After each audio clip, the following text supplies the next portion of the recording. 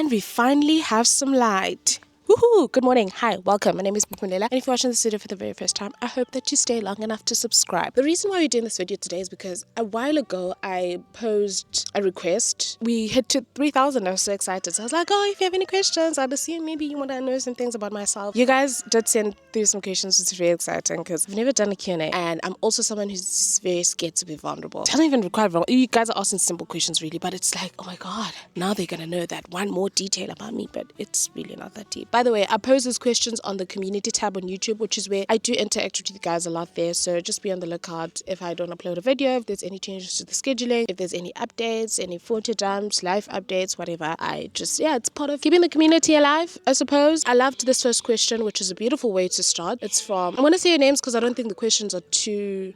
I imagine you don't really want to be anonymous. Also, I really appreciated that you engaged with this post. Anyway, it's Siwezanga. Say, hey, sweetie. I just found you 2 weeks ago. Wow, about new episodes now. The content is refreshing, authentic, and relatable, which I really appreciate. Thank you.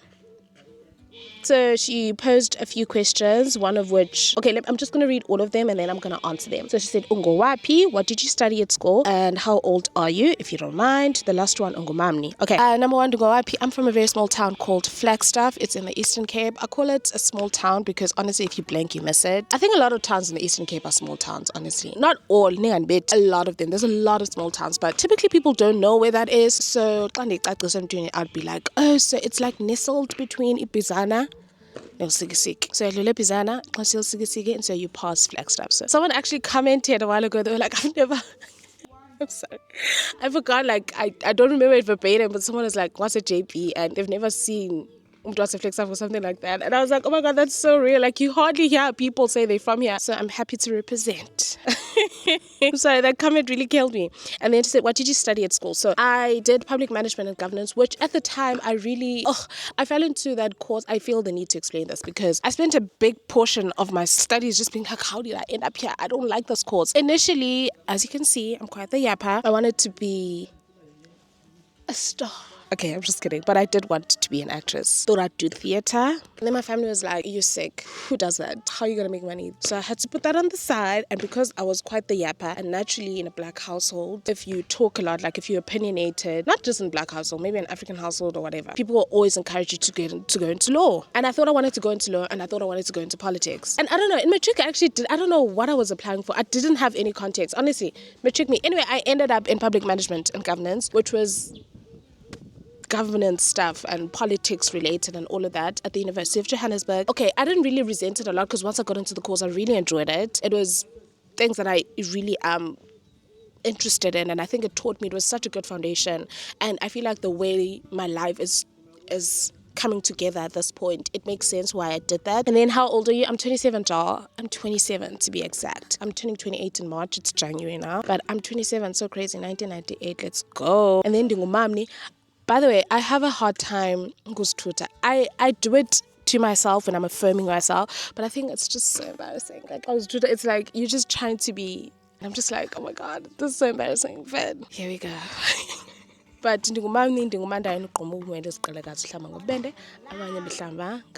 just don't get why we only recite the men's names, but it's cool. Lisa, so she said, hi, so now that you're starting over, what's the plan going forward? Please reflect on 2025 and things you'd want to work on in 2026. So now that I'm starting over, the plan is, honestly, and I'm going to be so honest, I think it's going to rain. I'm just going to declare it. I'd love to create the kind of life that would allow me to work remotely so that I'd be able to see so much more of our beauty, the beauty in the way that we live. A while ago, I traveled, it was last year actually, it was the first time that I was going to be in a village that was next to the ocean, which is something that I wanted so hard growing up. And it was so beautiful. I feel like there's just so much beauty in Mampondo and in Bonderland, as people would call it. I'd love to hike those trails. I'd love to do those things. I'd love to see and embrace the beauty in us and just learn so much more about our indigenous knowledge and learn so much more about myself. I think I want to create the kind of life, and I think I'm deserving, and I will. As far as 2025, it was honestly, I lived my dream. I was very adamant last year that I wanted to travel. I'd just gone after Korea. I really wanted to do that, and I did it. And I backpacked and I traveled Southeast Asia, and how I was managing conflict, how I managed crisis, how I was able to pivot. Like,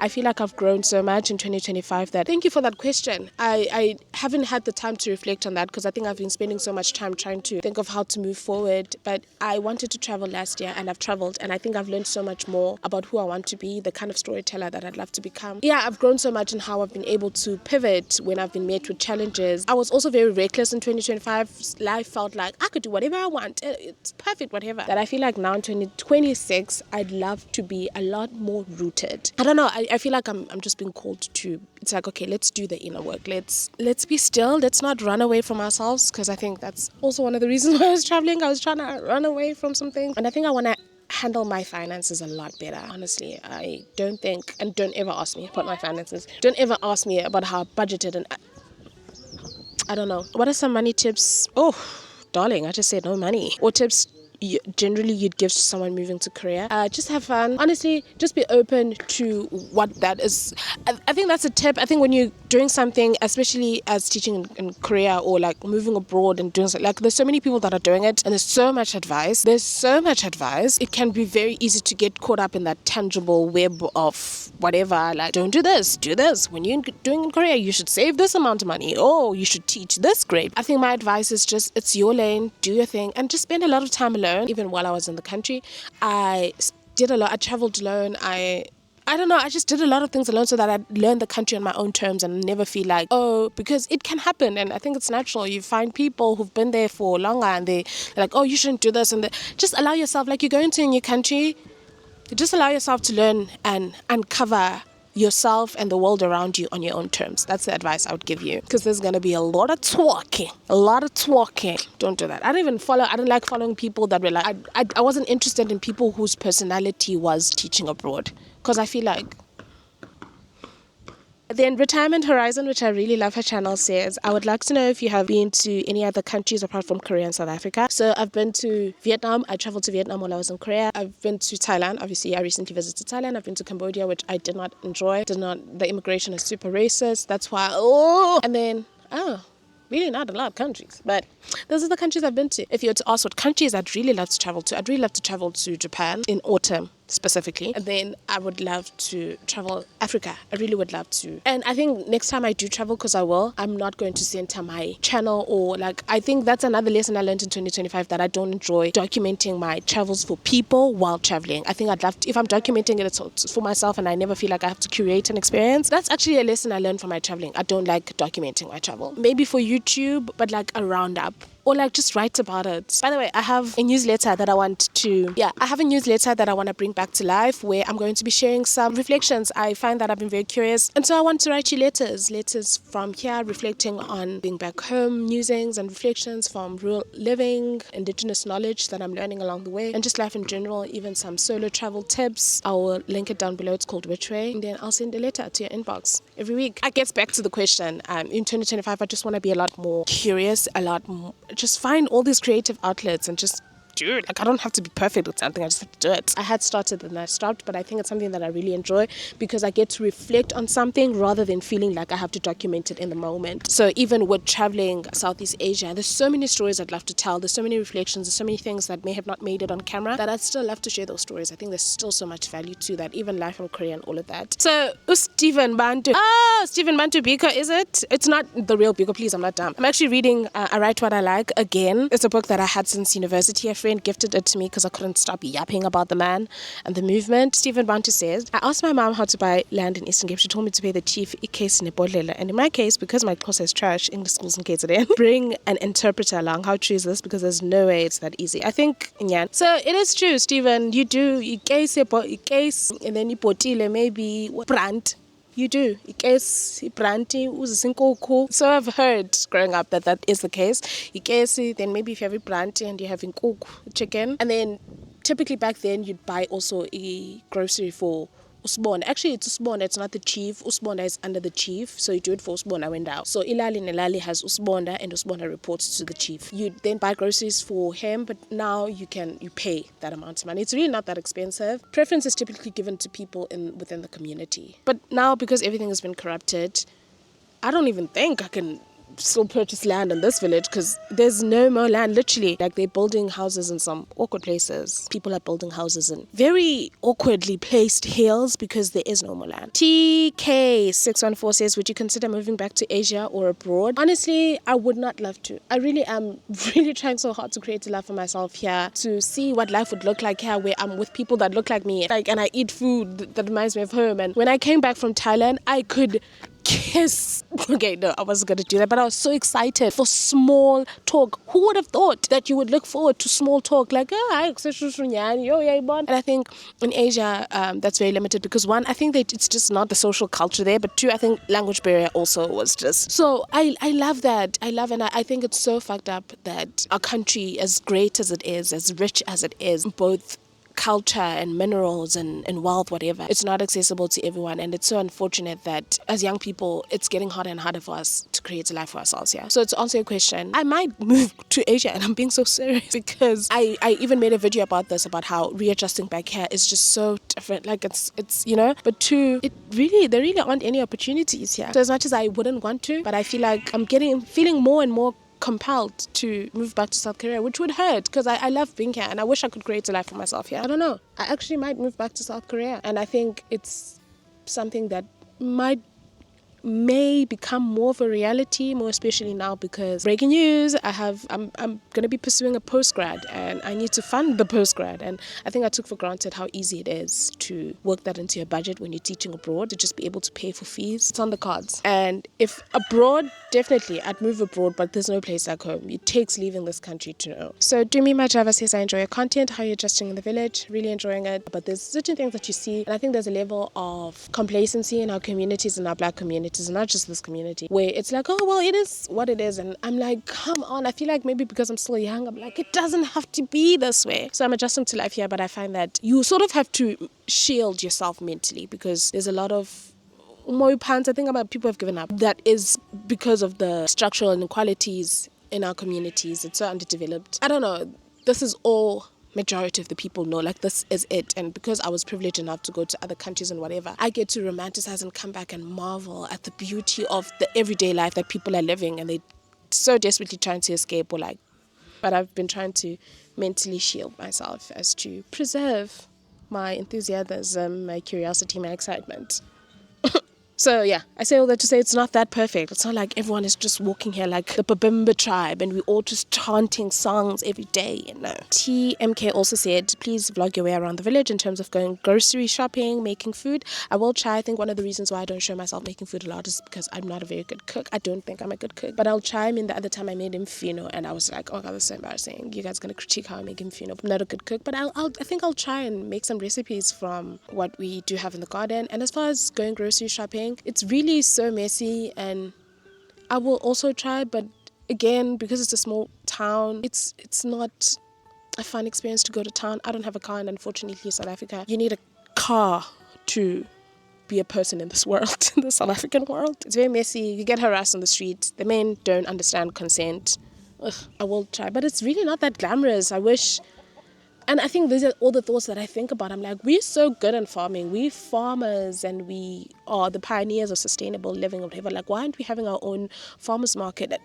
Just me and my big world dreams. Hong, hong, hong. So what advice, please also advise if it's a good idea to quit a job for homesteading while having kids and married. Does it worth it for homesteading? But Chuchu, I cannot advise on that, honestly, because I'm not married and I don't have kids. That's not a life that I see for myself. I don't want to tell you whether or not it's good because I've never walked in your shoes. What I can tell you is that I have the privilege of making this decision because I do not account. I mean, yeah, I count to my dreams and whatever, but I do not have a child. I do not have a husband. I do things when I want, how I want. I'm starting over right now from scratch with nothing because all I have to take care of is myself. Like, do you get it? Like, I think it's a very different lived experience. I guess I just never want it to seem like, oh, and then I quit and then I went home and think it's not that perfect. Also, this is not my home. This is not a house. This is my grandmother's house. That in itself is a privilege to have this kind of home to go back to, this kind of community. I'm familiar with it. This is home. This is my home. I don't know. I don't know. I don't want to tell you whether or not I'd advise it because I don't think it's my place. And when I have thoughts about my life and whatever, I never want to bring people into it because I feel like I never wanted to cloud my judgment. I guess what I would advise you to do is do what is best for you and your family, I guess, because that also becomes a priority for you. But the way I'm leading my life, I do what is best for me because that's who I account to. But next question says, what advice can you give to a young person going abroad to do teaching in Asian countries or any other job concerning saving and investing on something at home so that when they come back unexpectedly, they have something? I don't know what advice I would give you because I just live my life on the edge. I'm not gonna lie, I wouldn't give you advice because I squandered my money on traveling because that's what I wanted to do. So I'm not the person for that. Did I make some financial mistakes? I sure did. Would I do some things a bit differently? I might. I don't think I'm the person for that, darling. I think you can find other people. I wouldn't want to advise on doing a koyo and dazi. I did what I wanted to do at the time and I did it well. I did it and I enjoyed it. So I don't know if I'd have advice on that. I need that advice. In fact, I want to get that advice. But thank you for the question. And if anyone would like to answer that, if you've been abroad, please, I'd love for you to just leave a comment below for creating memories. Maybe she'd love to know, but I honestly am not the person for that, and I don't want to act like I am. Sorry, I'm triggered. And then last question is, why did you quit your job in Korea to return to South Africa? Because I didn't study education as much as and that's how, like, when I reflect, it feels like, oh, Lela, but you don't have internet, you don't have anything tangible to look back on. I feel like you lived abroad, like as if I was supposed to come back and build a mansion and whatever. Those are other people's dreams. Those were not my dreams for my life. Those are currently not even my dreams right now for my life. When I came on this world, I didn't sign a form that said you should do this. And sometimes it can be so easy for people to impose their expectations of their lives, things that they couldn't even do. They want to impose it on you. I'm always trying so hard there's things that I need to account for, that I have to be responsible, whatever. But what is the question, like, why did I come back? So I wanted to travel. That was primarily the reason, and I did. But also, I didn't study education. I went to Korea because I was young. I was really curious about, like, I had all these ideas of what that would look like. I had never been interested in education as a medium, as a career for myself. But I soon realized that I wanted to pursue my interests. It's like, okay, I didn't do education, so I can only do this for so long so let me take a bet on the kind of career I want, the kind of life that I want to have. So that's why I left Korea. Enjoy it. I'm so good at it. I love teaching kids. I love it. And the school that I was working for was so fun. I had a head teacher that was so passionate about teaching about reading, which is something that I enjoy. And it was like a very reading centric, like going to the library, reading books, with the kids. It was so fun. I learned so much from my head teacher. Also realized that I wanted to see about what else I can do because that's not what I studied. I don't know if it makes sense. And it can feel very disheartening, again, to be back in South Africa and feel like, shit, like you're really still trying to pursue that and it's not hitting. Like, isn't that what life is for? To learn and unlearn, to grow. That's what growing is. It's making those mistakes and realizing and learning. And I don't think it's linear. And I think the way that I've been leading my life and the way that I'm called to lead my life is that it's not linear. It can feel very disheartening to see other people get it on the first try. And it's like, oh, yeah, I've been a teacher for 20 years or whatever. But it's just, those are not things that bring me joy. And it's not something that I've seen around me. It's not something I've seen around my family. I'm sure my family is also like, what the fuck is wrong with her? But this is my personal, not burden, but my personal core link to us Sufana guys. We're not going to be the same in the world. I think that's what I'm really also learning. That's why I left, because I believed that there's more, and so I went out to look for more, and I'm still looking. But I'm really excited, and thank you guys so much for these questions. They very interesting, and I think I'm gonna think about it a lot more. And there's some things I haven't shared. I guess I need to think about more and be like, actually, what I meant was, there's a beautiful quote by James Baldwin, and I'm gonna paraphrase, but he talks about, like, you think your pain is unique to you, and basically what you don't realize is but he's like, you think you're the first to experience that pain or whatever until you read and you realize there's people, that's not what he says, but I'm paraphrasing, but like, there's so much life before me, there's so much life ahead of me, there's people who've walked this journey. When I'm like, why are you sharing this? Like, you could just come back after you've made it work and be like, yeah, this is what I went through. But it's because it's so isolating even for myself to be in the space that I'm hoping that if you are in a similar position, you know that you're not alone. There's a girl somewhere in Flagstaff, far, far in the Eastern Cape, who's walking the same path, similar. We never on the same path. So thank you guys so much for watching this video. So excited to do a lot more sit downs like this in the next videos where I talk. Thank you guys so much for watching this video. I look forward to sharing a lot more of these moments and reflections and thoughts with you. As always, kindly subscribe. If you want to respond to whatever any other question, I may have not gotten it right, but at least I tried, and maybe next time I will. Thank you guys so much for watching this video. I will See you in the next upload on Sunday.